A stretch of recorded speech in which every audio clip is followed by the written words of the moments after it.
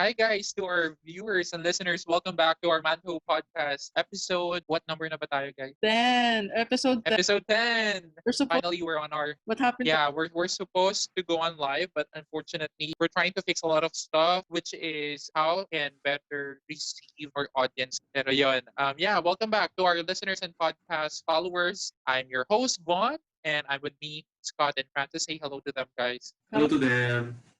hello guys. Basically, there's a lot of things to talk about tonight. And what's our topic? For the past English, sanay.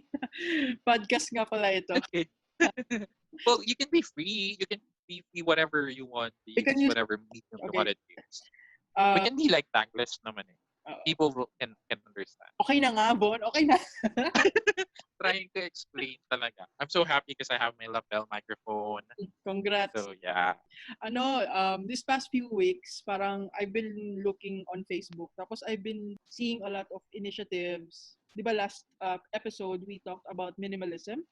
And then, after that, so may pinad akong isang video clip ng minimalism until I reach yung mga Save the Turtles, Save the Planet, and then there's one more about the banning of plastics. Do you think for you guys it's convenient to not use plastic, or you follow the same initiatives na less plastic, less basura? Sige, si Scott ba? Kasi ako, the way I look at it, magkaiba kasi yung initiative advocacy. Mm-hmm. Or pwede mo namang pagsabayin yun. So this is my advocacy. These are the initiatives under my advocacy. I believe kapag advocacy, ibig sabihin yun yung pinaniniwalaan mo or grounded on yung beliefs mo, ito yung stand mo. So if you have that particular stand, goes to say na ito yung advocacy ko at ito yung initiative na gagawin ko sa stand. Any of you, have you participated in a zero waste program? Like in a day in your life na zero waste ka talaga? From the moment that you woke up, you eat, tapos you don't use plastics at all. Have you tried that? The zero waste challenge. I think may ganun last year or 2 years ago that they were trying to protect the planet, and then that was the time na sobra yung initiatives ng mga groups, no, to lessen the planet, lessen the clutter, lessen everything. So have you tried that one? Zero waste? Parang hindi. But what I'm doing before is nagbaba ako ng sarili kong bote, di ba? Tapos nagbaba ako din ng sarili kong baunan. So kahit nag-order ako sa labas, sinasabi ko, dito mo na nalagay. Huwag mo nalagay dyan, ito na lang sa lalagyan ko. So simple, but I think mag-inaccumulate ko. Imagine if you buy a cup of coffee, isang plastic yun, di ba? And let's say you buy coffee every day. So meron kang 30 cups. So, but if you just use your usable, malaki difference actually. It's not that very but in small things slowly, it change lang. Yeah, ako, I could say, I participated without me knowing it. Kasi ganun ako eh. Like, same with Scott, nagbabaon rin. And if I can use my water bottle instead of plastic cups, or if I use my tumbler to get coffee instead of, using the Starbucks cups, I would do that. But I'm also guilty, like, I'll be honest, na I'm guilty when it comes to plastic materials. Hindi mo naman maiwasan. For example, there's a time na nakalimutan ko magdala ng tumbler. So there's no way for me to get my Starbucks coffee, for example, na nasa tumbler ko sana. Or kung naka-dine in ako, I'll be using their cup. If not, I think automatic yun. If you're dine in, they're gonna give you a cup. If not, they'll give you plastic. Now, also, especially now it's pandemic, I also noticed na most of the time whenever I buy food outside, they will provide you plastic cups. Well, there's paper naman, but still considered waste. Diba? So, yeah, apparently, I'm guilty about waste kasi they're the one giving, they are the people who are actually giving me all the plastic materials.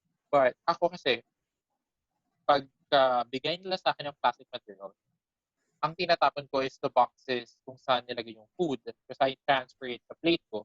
But then what I do with the plastic spoon and fork, I keep it. I collect it in a Ziploc, and then I put all those plastic utensils there. So if I have visitors in the future, for example, I can, let them use it. So yeah, I try to keep all these plastic materials as much as possible. But sometimes whenever I use it, so tatapon ko rin siya. So it's a balance. Guilty. Let's say nakalimutan mo yung tumbler mo, and then you had no choice but to use whatever plastic cups that they have. Do you feel guilty kapag hindi ka nakapag-participate na I want to do my part on using my reusable cups. Sana hindi you sound like you're condemning me though. No? Yeah, oo naman. Yeah. I always Francis, feel guilty. do you feel guilty? Ako, I do most of the time. Kasi, Really? oo.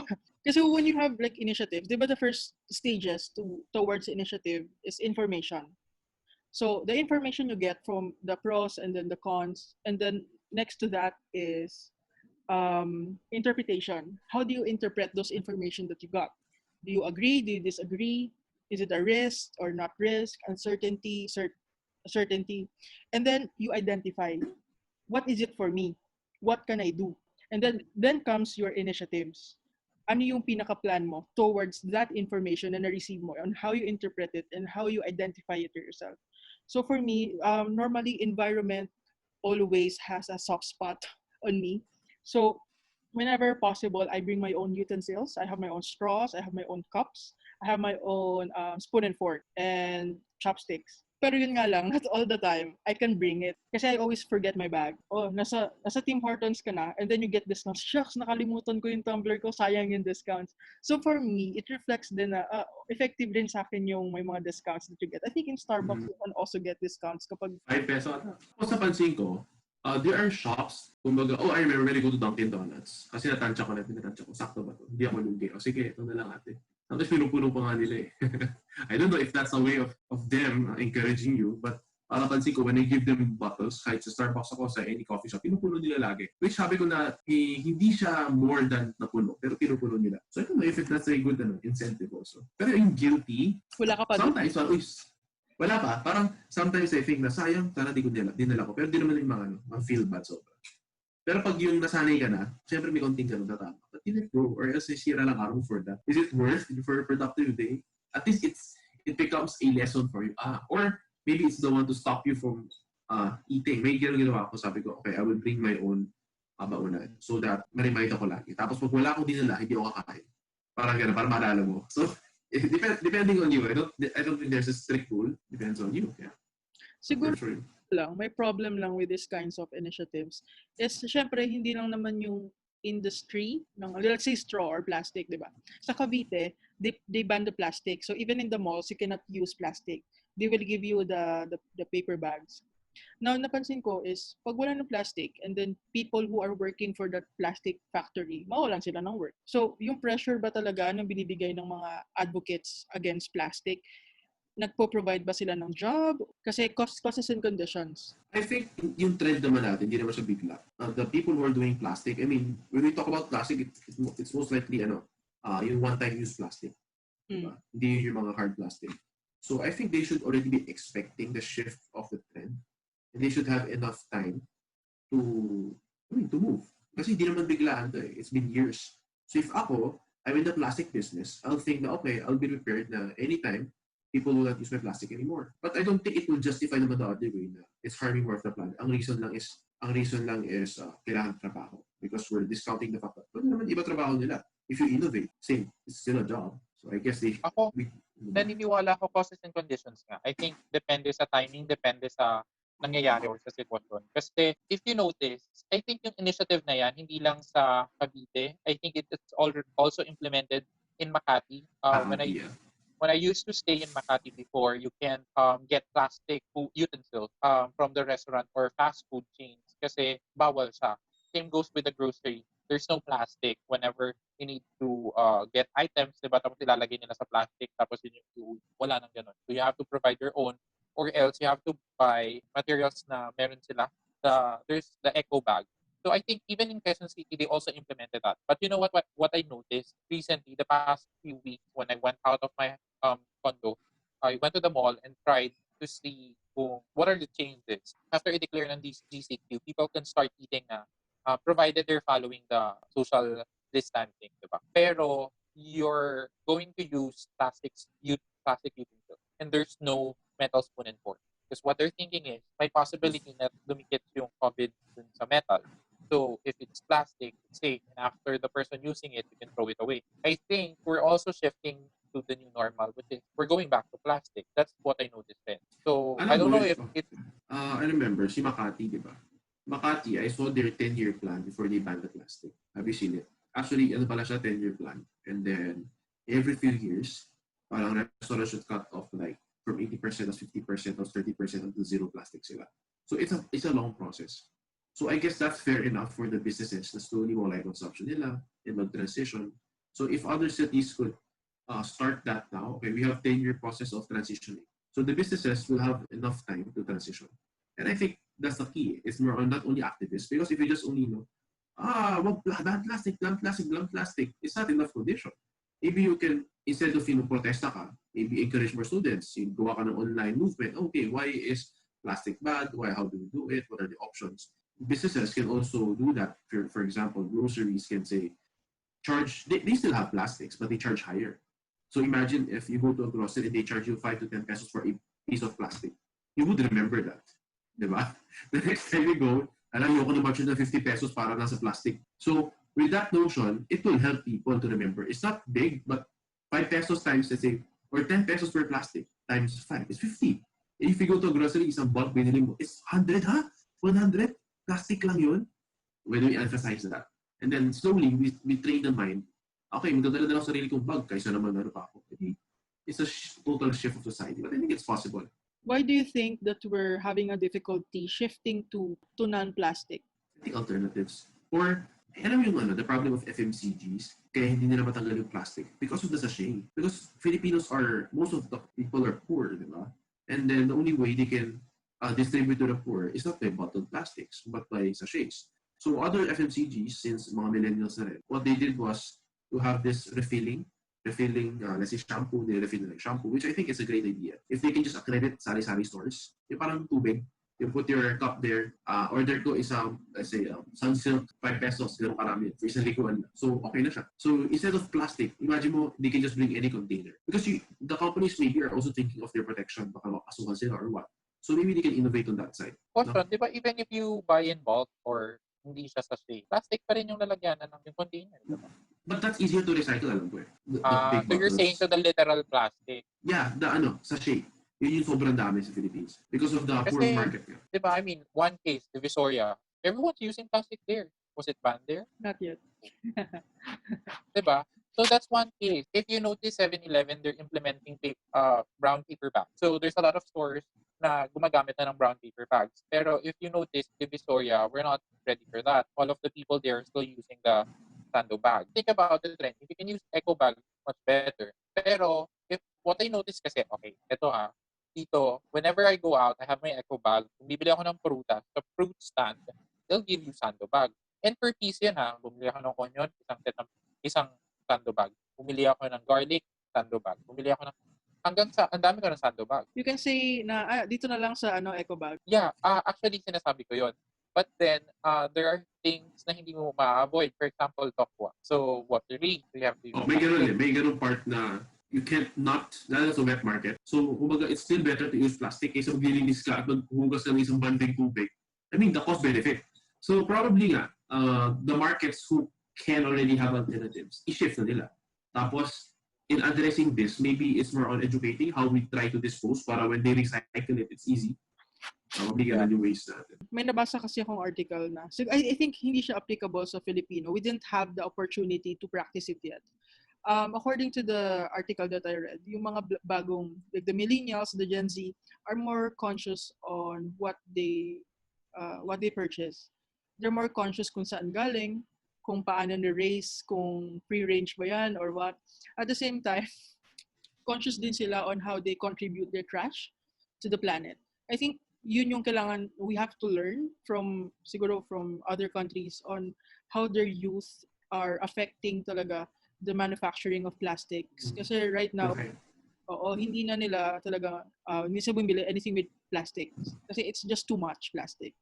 Yung consciousness on how you contribute to the planet and what kind of planet you want to leave for the future generations, ganyan. Yeah, boycotting is effective. Boycotting naman talaga is effective. I mean, how do you influence people to boycott? Initiative or my advocacy is education. So my advocacy talaga is education. And my initiative is how am I going to promote education? So ako, ang advocacy ko, ang ginagawa ko is I I try to reach out to my family and friends on how we can conduct classes or invite them, talk to them like ganito Zoom or small gathering, or and then we discuss topics, invite them over lunch or coffee. I think ganun siya how it works. I'm pro education, but at the same time, how am I going to influence a bigger youth or a bigger number of people? Kasi if you give them proper education or they're aware of what's really happening in the world, then the more conscious they will become. Mas may stand ka.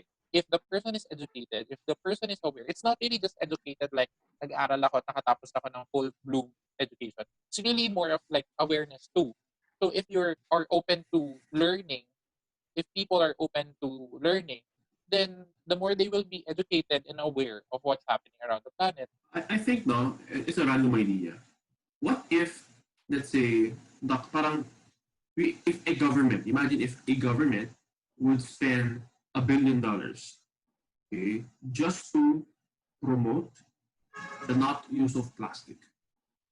Alam mo, naisip ko lang kailangan ba talaga natin umabot sa point na we need to spend like millions or billions of pesos or dollars in order for us to influence or persuade people in order for them to, practice promoting environmentally friendly products or going against plastic industry. So ang thinking ko, why can't we implement it in our house, at home, or forced in school? So you start with the kids kasi they will be the future of the planet. So if the kids will grow up in a community, in a house where plastic is for if they will be forced na they shouldn't use plastic, they will grow up na hindi gumagamit ng plastic. Before, I was also thinking, we need to teach the kids. But nakakalimutan natin again is, who's the parents who are trying to influence them? It's still the older generation. So, the problem we're trying to solve that na, okay, gusto lang natin yung youth educated, is not enough, really. We need to still educate the people who are at least becoming parents or parents now para they could influence their kids. And how do we do that? We need to change the culture. How do you change the culture? For me, it's influencing through the media because it's not too powerful. And most of the cultures of a lot of countries are being shaped by their media. So I guess it's still one of of course, it's media and government and everyone's help. But that's my perspective. It's possible. It's possible, yeah. Ako, mag-agree naman ako about media culture na media as a most is a perfect tool to influence people talaga. It's really very effective and it's proven and tested already.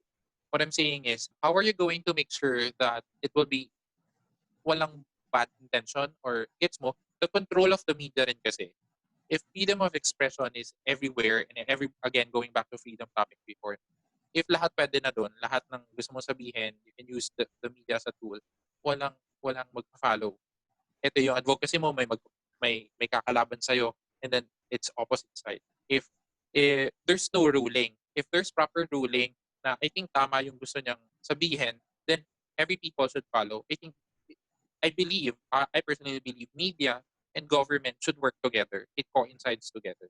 Kasi kung hindi, they will fight with each other. Yeah. They will keep fighting with each other. Ako, siguro more than the media, more than any entity, it's really the culture of cooperation. As a citizen, we have to cooperate with whatever the local government is telling us with regards to segregation of the basura. At the same time, the local government also has to implement the segregation. Pero hindi kasi yun yung nangyayari. The problem is, it's not really the media or the influence. Kasi if I remember, Taiwan has a problem with the trash then. They were one of the worst. It took them 10 years to change their mind. First, it happened when tama si Scott, the government. So the institution has a lot things to say regarding the basura. The government and the people and our culture, we have to cooperate in a sense na dapat we are united to one goal, which is not the case. Kasi if you ask, siguro in a survey, people will still prefer the plastic over the paper because first is the durability. It's durable, it can last for how many uses. So I think yun yung nagiging problem is that masyadong na-justify yung plastic in a sense na it has been there even before tayo pinanganak. It was invented right even before us. So the thing is, if the problem is the plastic, I think the way to solve it is to cooperate on a level na let's say sa temple. we stick muna sa temple, let's check on how many people are using plastic utensils, and then maybe they can use a different tool to carry their bags. I think we did that during the New Year, yung mga eco bags na instead of plastic, which was very effective kasi at the end of the day, konti yung naging basura natin. So I think we have to start small and have people to cooperate, and then we practice the segregation of the basura. Or yeah, ako naman, if I have the money, if I have the means, just like yung idea ni Scott, I wouldn't put it in the media. I will put it in the OST, for example. NTT's goal is to think of ways we can use science in order to eliminate or to make things easier and progressive. So one key things na pwede nilang isipin is how can we produce a machine or invent something so that we can reduce waste, or how are we going to solve plastic. For example, I think I've seen it in Facebook na parang there's this particular species type of mushroom. Ang food niya is plastic. Or basta may specific species ng mushroom na na kailangan ang kinakain niya is plastic. So we can think about alternative ways. We can use that as a way if proven na sa ibang bansa, then maybe we can also use that and implement here in the Philippines. Create a you just have to establish where you're gonna put all this waste materials and put it there together with the mushrooms. And if kakainin sa ng mushrooms, ito bang mushrooms edible? Gets mo? So how are you going to solve that? There's other ways. I think it's not just mushrooms. I think it's available online. You can recycle all your plastic waste at home. There's so many ways kung paano siya matutunaw nang hindi siya magda-damage ng masama sa environment. We can research. I think there's a lot of different pieces about how we can eliminate our own waste at home, and we can use alternative. Research and development. So I guess that's still education.